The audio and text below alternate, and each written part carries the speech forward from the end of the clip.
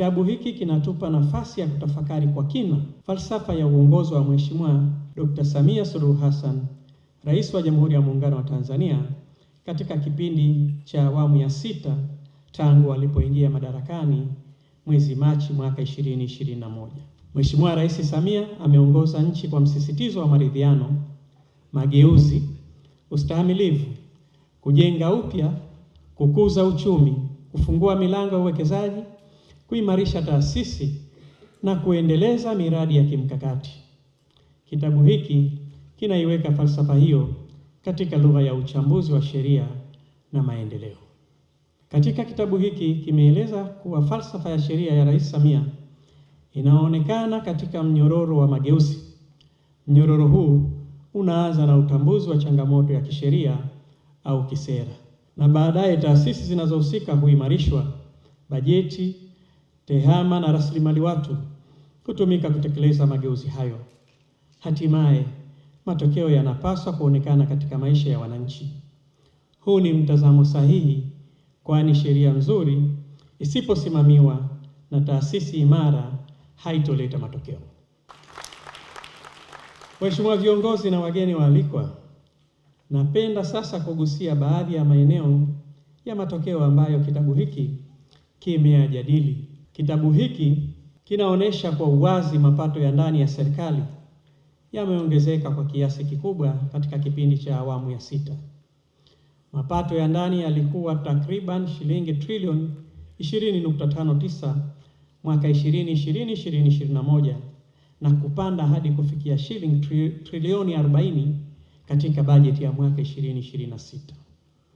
Hili ni ongezeko kubwa linaloonyesha kuimarika kwa uwezo wa serikali kugharamia maendeleo, ikiwemo kugharamia barabara, reli, umeme, maji, afya na mengineyo kwa kutumia vyanzo vyake vya ndani.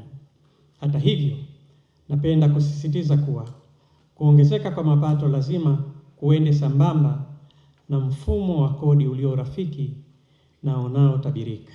Kitabu kinaonyesha kwamba mapato ya VAT yameongezeka kutoka takriban trilioni 5.03 mwaka 2020-2021 hadi matarajio ya zaidi ya trilioni 9 katika bajeti ya 2025-2026.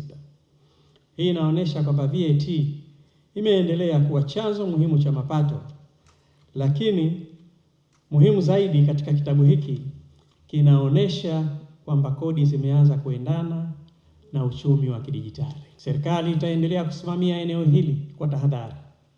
Tunahitaji kukusanya mapato stahiki kutokana na uchumi wa kidijitali, lakini pia tunahitaji kulinda ubunifu, vijana, wajasiriamali na biashara ndogo ndogo zinazotumia majukwaa ya mtandao.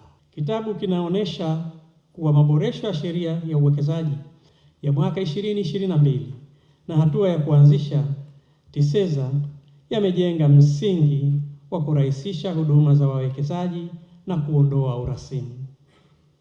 Hii ni muhimu sana kwa sababu wawekezaji wanatafuta mazingira yenye kutabirika, wanataka kujua taratibu zikoje, vibali vinapatikanaje, kodi zikoje, ardhi inapatikanaje, mikataba inalindwaje na taasisi zinafanya kazi kwa kiasi gani.